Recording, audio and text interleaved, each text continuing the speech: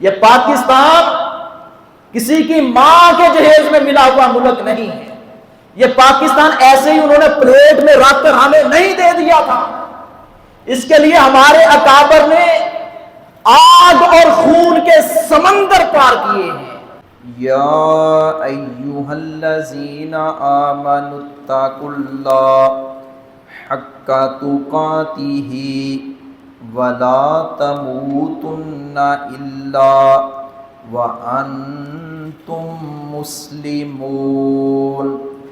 وقال فی مقام آخر ان الذین یرمون المحصنات الغافلات المؤمنات لعنوا فی الدنیا والآخرہ وَلَهُمْ عَذَابٌ عَظِيمٌ.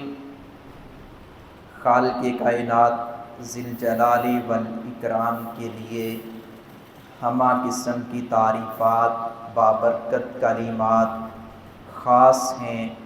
وہ ذات اعلیٰ و بالا جو ہر قسم کے عیوب و نقائص سے پاک مبرہ اور منزہ ہے.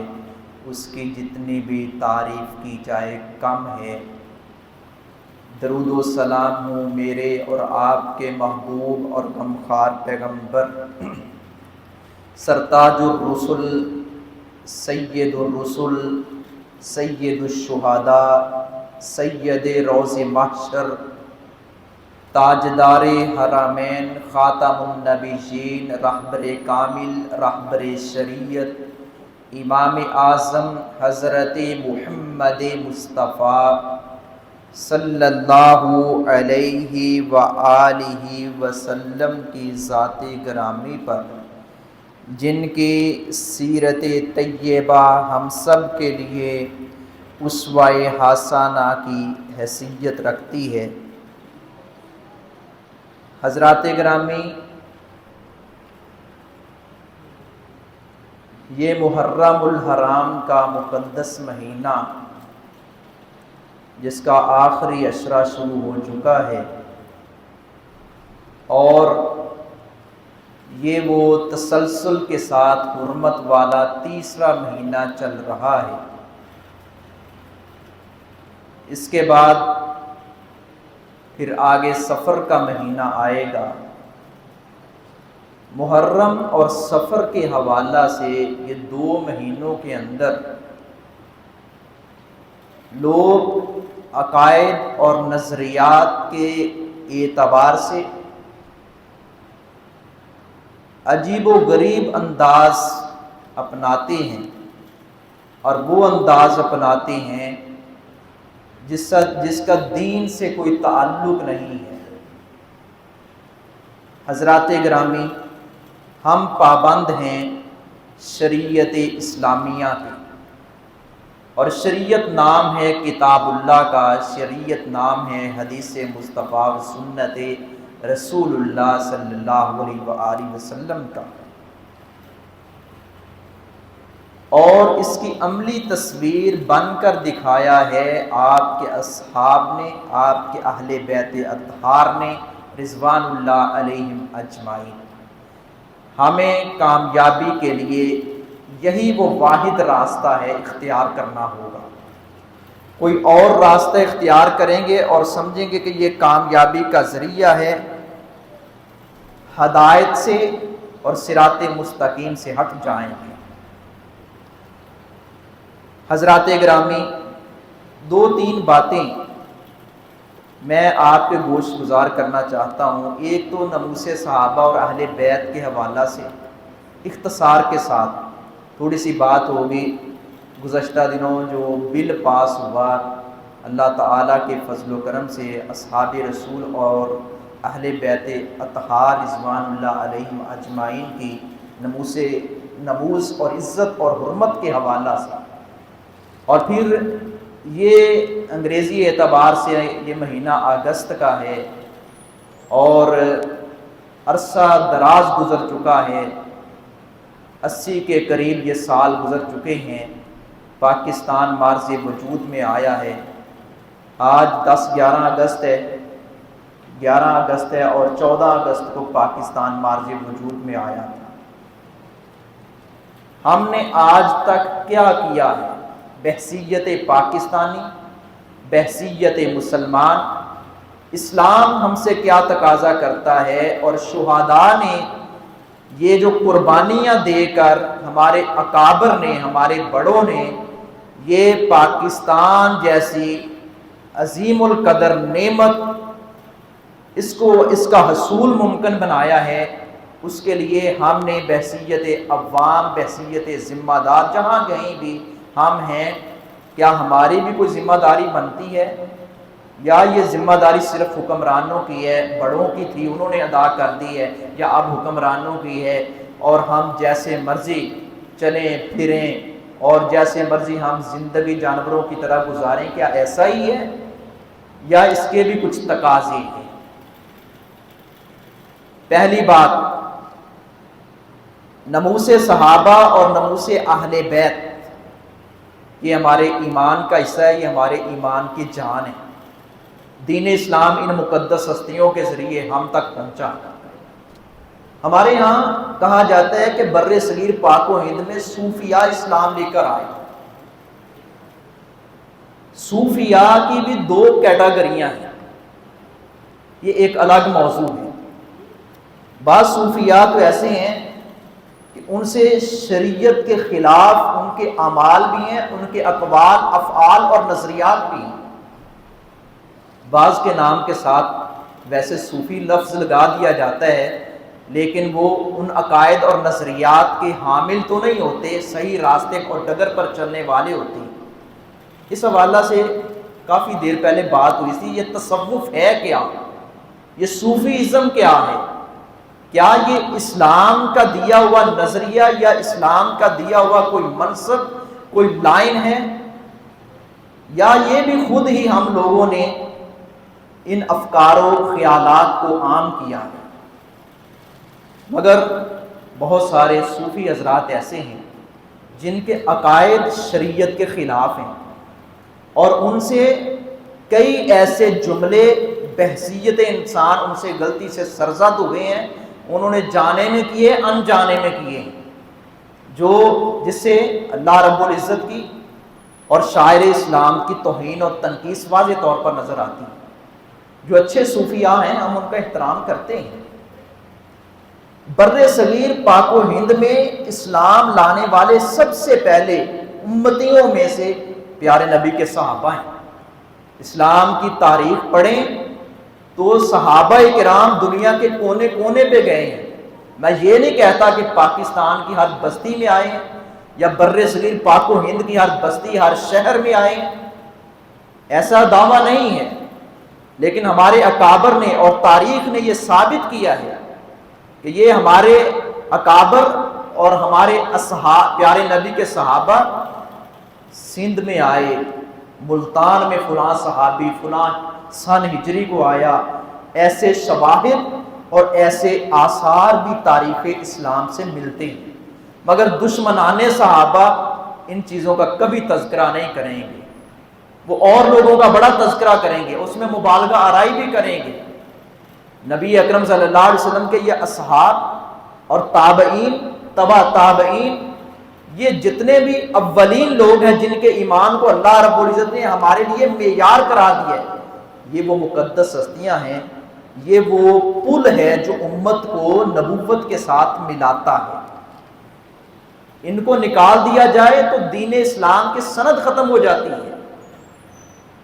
حضرات گرامی، پیارے نبی صلی اللہ علیہ وسلم نے فرمایا تھا اکرموا اصحابی، میرے صحابہ کی عزت کرو، اور جو میرے صحابہ کی عزت نہیں کرتا ان کو برا بلا کہتا ہے، یوں بھی فرمایا اس پر اللہ رب العزت کی لعنت، اس پر اللہ رب العزت کے فرشتوں کی لعنت، سارے جہان والوں کی لعنت۔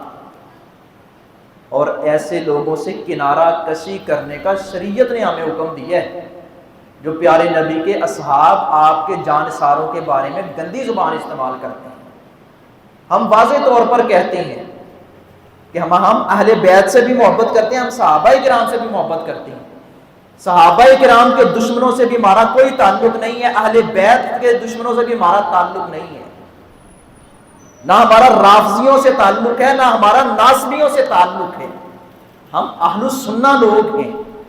ہم پیارے نبی صلی اللہ علیہ وسلم اور آپ کے اوپر ایمان لانے والے وہ نفوس قدسیہ، ان کے متوالے اور ان کے شیدائی اور ان کی تعریف اور توصیف کرنے والے لوگ ہیں، اور ان لوگوں کے ایمان کو معیار سمجھتے ہیں اور یہ سمجھتے ہیں کہ جو ان کے منہج پر چلے گا کامیابی اسی کو ملے گی، دوسرے کو کامیابی نہیں ملے گی. پیارے نبی صلی اللہ علیہ وسلم کا وہ فرمان ہمیشہ یاد رکھا کریں جب بھی کوئی عبادت کریں. آپ نے فرمایا میری امت کے 73 گروہ ہوں گے، 73 فرق ہوں گے، ایک جنت میں جائے گا. اس کی نشانی بھی بیان فرمائی آپ نے، یہ سارے بیان کریں گے. 73 فرق ہوں گے، 72 جہنم میں جائیں گے، صرف ایک جنت میں جائے گا. مگر وہ اس کی نشانی کوئی بیان کرے گا جس کے دل کے اندر چور نہیں ہے، جس کے دل کے اندر میل کچیل نہیں ہے، کھوٹ نہیں ہے. وہ آپ نے اسی روایت میں اسی جگہ پر یہ الفاظ بھی ہیں، جو میں محمد صلی اللہ علیہ وسلم اور میرے صحابہ کے راستے پر چلا وہ کامیاب ہے. آپ نہ سنی بنے، نہ وہابی بنے، آپ نہ کہلائیں اپنے آپ کو بریلوی، دیوبندی، اہل حدیث. یہ تو ہماری ایک بنائی ہوئی مختلف لوگوں کی یہ جملے ہیں. ہم صحیح مسلم بنیں، سچے مسلم بنیں، اور دیکھیں کہ جو عمل میں کر رہا ہوں پیارے نبی نے بھی ایسے کیا، آپ کے صحابہ نے بھی ایسے کیا، آپ کے اہل بیت نے بھی ایسے کیا. اگر کیا ہے تو مبارک ہو، اگر ایسے نہیں کیا لیکن نیکی سمجھ کر کر رہے ہیں، وہ دیکھو جی انہوں نے تو کیا ہے لیکن فلاں بھی تو بزرگ ہیں نا، وہ بھی تو ہمارے لیے ہیں. نہیں، سارے ہمارے لیے قابل احترام ہیں، لیکن جن بزرگوں کا اسلام نے ایمان معیار قرار دیا ہے یہ سارے ہمارا حسن ظن ہے. تمام ائمہ کرام جنت میں جائیں گے، حسن ظن ہے. لیکن کنفرم اللہ کی ذات جانتی ہے، لیکن جس طبقے کی میں بات کر رہا ہوں وہ کنفرم اللہ رب العزت نے ہمیں دنیا میں قرآن کے ذریعے بتا دیا کہ وہ لوگ جنتی ہیں، اور ان کا ایمان تمہارے لیے معیار کسوٹی ہے. ان جیسے اعمال اور افعال اپناؤ اور کرو. نبی اکرم صلی اللہ علیہ وآلہ وسلم پر ایمان لانے والے، ان کے ایمان کو ہمارے لیے معیار قرار دیا گیا. حضرات گرامی، عرصہ دراز سے جن کو صحابہ کرام سے محبت ہے ان کا یہ نعرہ رہا ہے اور ان کی یہ فکر رہی ہے کہ پاکستان میں یہ قانون بن جائے کہ جو کسی مقدس ہستی کے بارے میں زبان درازی کرے اس کے اوپر قرار واقعی سزا جو ہے وہ عائد کی جائے. جو شریعت نے پیمانہ دیا این اس پیمانے کے مطابق اس کے سائڈ پہ کھڈے لائیں لگایا جائے، اس میں کمی بیشی بھی نہ کی جائے. جیسا کہ ہمارے ہاں تو ہم اس چیز کے بھی خلاف ہے کہ کمی بیشی کی جائے. جتنی مجرم کی سزا ہے سزا اتنی دینی چاہیے. اگر مجرم کو سزا اس کے جرم سے زیادہ دیں گے تو اللہ کے ہاں پکڑے جائیں گے. یہ کچھ سال 2 سال پہلے یہ بات ہوئی تھی نا کہ جو لواطت والے اعمال کرتے ہیں، جو اغلام بازی اور جو بچوں کے ساتھ یہ ریپ کے معاملات جو ہیں ان کو مردانہ صفات سے محروم کر دیا جائے. ہمارے اکابر نے، علماء نے اس بات سے اختلاف کیا کہ شریعت نے یہ قاعدہ نہیں رکھا، شریعت نے جو سزا رکھی ہے وہ اس سزا کا تعین کیا جائے، اس میں کمی بیشی جرم ہے. اسی طرح نبی اکرم صلی اللہ علیہ وآلہ وسلم کے اصحاب کے بارے میں شریعت سے اور تاریخ اسلام سے اس کے بھی آثار ملتے ہیں. اور یاد رکھیں کچھ چیزیں جو ہوتی ہیں نا وہ کئی ایک اعتبار سے وہ اگر شریعت اس کے بارے میں کوئی واضح دو ٹوک موقف نظر نہیں بھی آتا تو حاکم وقت کے اوپر اس کی ثواب دید ہے کہ وہ اپنی مشاورت کے ساتھ، شورا کے ساتھ، وہ پارلیمنٹ کے ساتھ ایسا راستہ اختیار کرے جس پر امت مسلمہ کا اتفاق ہو اور وہ لاگو کر دیا جائے. ایک حد ہوتی ہے، ایک تعزیر ہوتی ہے. حد شریعت نے مقرر کی ہوتی ہے، تعزیر حاکم وقت کی ثواب دید پر ہوتا ہے. حدود اور تعزیرات یہ 2 الفاظ بولے جاتے ہیں. ہمارے ہاں کہ جی جس نے کسی بڑی شخصیت کی، کسی جرنیل کی، کسی بیوروکریٹس میں سے کسی کی یا کسی اور بڑے کسی منصب پر رہنے والے کی توہین کی، اس کو سزا 5 سال قید ہو. قانون یہ تھا کہ جو صحابہ کی توہین کرے گا وہ 3 سال، اہل بیت کی توہین کرے گا 3 سال اس کی سزا ہوگی. اس کو نظر بند کیا جائے گا، جیل کی سلاخوں میں ڈال دیا جائے گا۔ ہمارے لیے اگر یہ ہستیاں جو آج کی ہستیاں ہیں یہ ہمارے لیے قابل احترام ہیں، تو وہ ہستیاں تو ان سے کہیں زیادہ قابل احترام، ان کی عزت ہمیں سب سے زیادہ پیاری ہے۔ میں نے دلائل نہیں دیے تھے گزشتہ خطبات میں کہ حضرت ابو بکر صدیق فرماتے ہیں اور میرے رشتہ داروں تم سے زیادہ مجھے محمد صلی اللہ علیہ وسلم کی آل اولاد زیادہ پیاری ہے۔ کئی دلائل ہیں، یہ موضوع نہیں ہے۔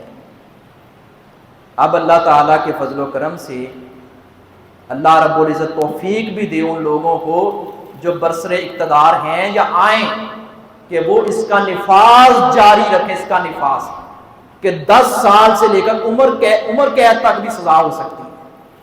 جو پیارے نبی کے کسی صحابی کے بارے میں یا اہل بیت کے کسی فرد کے بارے میں گندی زبان چلائے گا، قانون حرکت میں آئے گا۔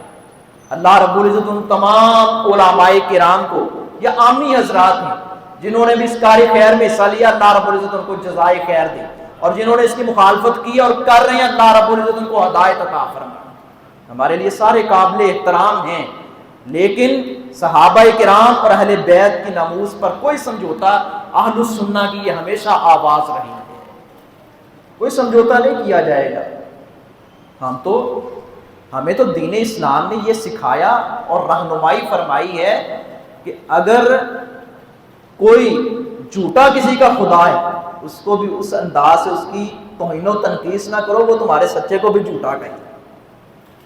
ہمیں تو عام شخصیت کے بارے میں شریعت نے یہ رہنمائی کی ہے، کسی بڑے کا ادب کرنا ہے، اس کی عزت اور توقیر کرنی ہے۔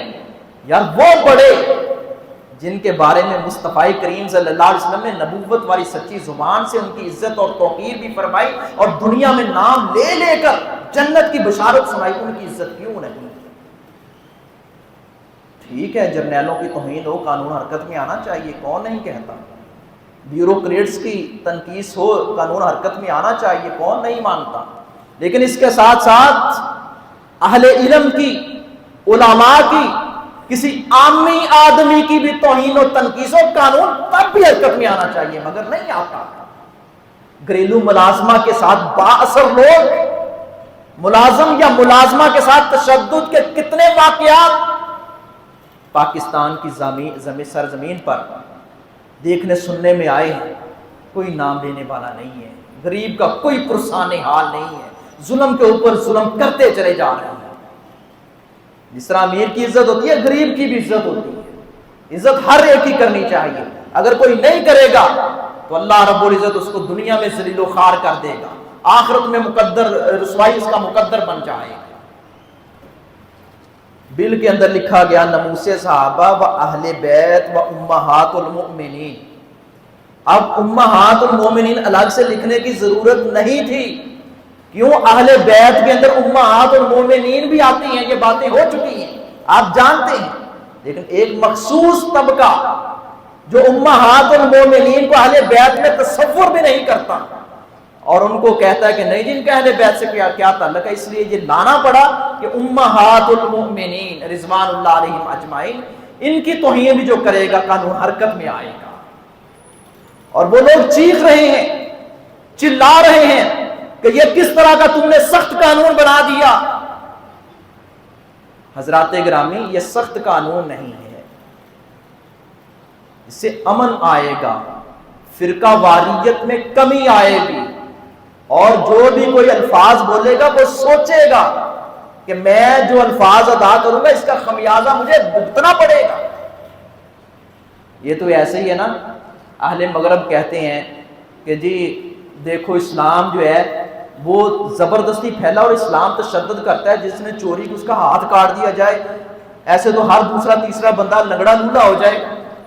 ڈاکٹر ذاکر نائک حافظہ اللہ نے بڑا خوبصورت جواب دی ہے۔ اللہ رب العزت اس مرد مجاہد کو سلامت رکھے جس نے ہزاروں اور لاکھوں کی تعداد میں لوگوں کو مسلمان کی اللہ تعالیٰ کی توفیق سے، بڑے بڑے علماء بھی وہ کام نہ کر سکے۔ انہوں نے کہا دیکھو جی چوری کا ایک واقعہ پیش آتا ہے جب ہاتھ کٹ جاتا ہے ایک بندے کا عرصہ دراز تک، اور دور دراز تک جہاں جہاں تک خبر پھیل جاتی ہے چوری ہوتی نہیں ہے، لوگ باز آ جاتے ہیں۔ زانی کو جب سزا دی جائے گی آپ بڑوں سے ہم نے سن رکھا ہے کہ ضیاء الحق کے دور میں اس طرح کی جب ایک دو دفعہ سزائیں دی گئی، کافی حد تک فرق پڑا۔ جب حدود کا نفاذ ہوگا امن آئے گا، جب حدود و تعزیرات کا نفاذ نہیں ہوگا بد امنی آئے گی۔ دو چار بندے اندر چلے جائیں گے، ان کو عمر قید ہو جائے گی، ان کو دوسروں کو کان ہو جائیں گے کہ پیارے نبی کی بیویوں کے بارے میں گندی زبان نہیں چلانی، آپ کے اصحاب کے بارے میں، آپ کے اہل بیت کے بارے میں گندی زبان نہیں چلانی، قانون حرکت میں آئے گا۔ حضرات گرامی، یہ اگست کا مہینہ ہے اور 14 اگست کو پاکستان مارز وجود میں آیا تھا۔ کیا 14 اگست والے دن پرچم جیسا لباس پہن لینا اور موٹر سائیکل پہ بچوں کو یا فیملی کو گاڑی پہ بٹھا کر انجوائے کر لینا اور لوگوں کی نیندیں حرام کر لینا اور سارا دن شور و غوغا اور ہلڑ بازی، کیا اس کا مطلب یہ پاکستان بنانے کا مطلب یہ تھا؟ ہمارے بڑوں نے اس لیے بنایا تھا کہ اس دن تم عیاشیاں کرو؟ حضرت موسیٰ علیہ السلام اور ان کی قوم کو فرعون سے نجات ملی تھی 10 محرم کو، تو وہ 10 محرم کا روزہ رکھتے تھے شکرانے کے طور پر، خوشی کے طور پر۔ ہم ایسا طرز عمل کیوں نہیں اختیار کرتے خوشی کے موقع پر؟ اور پھر ہم آج ہمیں آزادی کہتے ہوئے کہ ہم آزاد ہیں، شرم آتی ہے۔ ٹھیک ہے، اللہ رب العزت کا شکر ہے، اللہ رب العزت ہمارے اکابر کو جزائے خیر دے جنہوں نے یہ پاکستان ہمیں بنا کر دیا ہے۔ اس وقت کچھ علماء نے یا کچھ بڑے بڑے لوگوں نے مخالفت کی تھی اس وقت بھی کہ الگ سے ملک بنانے کی کیا ضرورت ہے، لیکن وہ بھی بعد میں اس نتیجے پر پہنچے جب انہوں نے کشمیر کے اندر ہوتا ہوا ظلم دیکھا، فلسطین کے اندر، برما کے اندر، شام کے اندر مسلمانوں کا قتل عام ہوتا دیکھا کہ ہمارے اکابر نے اچھا کیا ہے کہ یہ ملک پاکستان ہمیں بنا کر دیا۔ اور دن رات ایک کیا ہے، علماء نے، ہمارے بڑوں نے، محمد علی جناح کی قیادت میں، علامہ اقبال کی فکر میں، ان سب کے لیے دعائیں کیا کریں، اللہ رب العزت ان کو جزائے خیر دے۔ اور یہ بھی دعا کیا کریں اللہ رب العزت پاکستان کو سلامت رکھے، جو اس کی سالمیت کے خلاف ہے اللہ رب العزت ان کو ہدایت دے دے، اگر ان کی قسمت میں ہدایت نہیں اللہ ان کو تباہ و برباد ہی کر دے۔ یہ پاکستان کسی کی ماں کے جہیز میں ملا ہوا ملک نہیں ہے، یہ پاکستان ایسے ہی انہوں نے پلیٹ میں رکھ کر ہمیں نہیں دے دیا تھا، اس کے لیے ہمارے اکابر نے آگ اور خون کے سمندر پار کیے ہیں، بچوں کو نیزوں کی انیوں پہ تڑپتے ہوئے دیکھا ہے، ماؤں بہنوں کی عصمتوں اور عفتوں کو تار تار کیا گیا ہے، بوڑھوں نے اپنی بیٹیوں کو برباد ہوتا دیکھا، گھروں کو اجڑتا دیکھا، بوڑھے باپ نے اپنی زندگی کے بننے والے سہاروں کو خنجروں سے، چھریوں سے اور کئی ایک چیزوں سے قتل ہوتے دیکھا۔ آج بھی ان لوگوں سے، آج اگر کوئی چند بزرگ ہیں اور موجود ہیں، ان سے سنا کریں، بیٹھا کریں، ایک فکر پیدا ہو، محبت ہو پاکستان سے پیدا، وطن سے محبت کرنی چاہیے، جہاں کہیں رہتے ہوں کہندے نے جڑی کشتی چ بہ جو اس کشتی دی خیر منگنی چاہیے، یہ نہیں وہ ڈوب جانی ہے، ڈوب جانی ہے، ڈوب جانی ہے۔ کبھی کسی سیاستدان کے پیچھے لگ کر ایسی بات نہ کریں، کسی کے پیچھے لگ کر صرف یہ دعا کیا کریں اللہ ہمارے اکابر نے جس اخلاص سے اس ملک پاکستان کو بنایا تھا، اللہ اس اخلاص کی برکت سے تو اپنی توفیق سے اس کو قائم و دائم رکھ۔ اللہ ہم اور سب سے مایوس ہیں، تیری ذات سے مایوس نہیں ہے، اللہ تمہارے لیے رحمتوں اور برکتوں کے دروازے کھول دے۔ حضرات گرامی، یہ ملک پاکستان ہمارا ہے، ہم نے اس کی حفاظت کرنی ہے، ہم نے اس کے لیے دعائیں خیر کرنی ہے، اس کو بنانے والے تمام مکاتب فکر کے علماء، اکابرین، بڑے سیاستدان، ان کے لیے دعائیں کرنی، اور سب کا حصہ تھا، کسی ایک کا حصہ نہیں تھا، کسی ایک فرقے کا حصہ نہیں تھا، سب کا حصہ تھا۔ جیسے آپ اس کی مثال یوں بھی دیکھ سکتے ہیں، یہ بل قومی اسمبلی میں پہلے ناموس صحابہ اہل بیت کا گیا، وہاں سے پاس ہوا، پھر سینٹ میں گیا اور اس میں 5-7 نامی گرامی شخصیات آتی ہیں، اور بھی بڑے ہیں، کئی ایک ہیں جن کا کردار ہے، تو یہ بل پاس ہوا ہے صحابہ کرام اور اہل بیت اطہار رضوان اللہ علیہم اجمعین کی ناموس کا، اس میں ایک فرقے کا کردار نہیں ہے، اسی طرح جب تحریک ختم نبوت چلی تھی، مرزائیوں کو کافر قرار دیا گیا تھا، تب بھی تمام مکاتب فکر کے بڑے بڑے علماء کا کردار سامنے حال تھا، کسی ایک فرقے کا کردار نہیں تھا۔ اسی طرح جب پاکستان مارز وجود میں آیا تب بھی تمام مکاتب فکر کے علماء اور اکابر موجود تھے۔ یہ ہم سب کے بڑوں نے مل کر بنایا ہے، اور ہم نے اس کے لیے خیر کی دعا کرنی ہے، ہم نے اس کے لیے سلامتی کی دعا کرنی ہے۔ حضرات گرامی، یہ ملک پاکستان جس کے لیے دن رات ایک کیا گیا، پھر یہ ملک پاکستان وجود میں آیا ہے۔ مگر نوجوان بھائیوں، بزرگوں، آپ بھی غور کریں، بچوں کی حوصلہ افزائی قطعاً ان معاملات میں نہ کریں جو 14 اگست والے دن یا عام اس طرح کے جو دن منائے جاتے ہیں، اس میں جو غیر شرعی انداز اور جو فضولیات اور لغویات والا طرز عمل اختیار کیا جاتا ہے، کبھی حوصلہ افزائی نہ کریں، وگرنہ مجرم ٹھہریں گے، مجرم ٹھہریں گے۔ پاکستان کے لیے بھی خیر کی دعا اور اہل پاکستان کے لیے بھی خیر کی دعا، اور ہم خود اچھے بنیں، ہم اپنے گھروں کا ماحول بہتر بنائیں، تربیت کریں، بچوں کی تربیت کا فقدان ہے۔ تعلیم عام ہے مگر تربیت کی کمی ہے، تربیت کی۔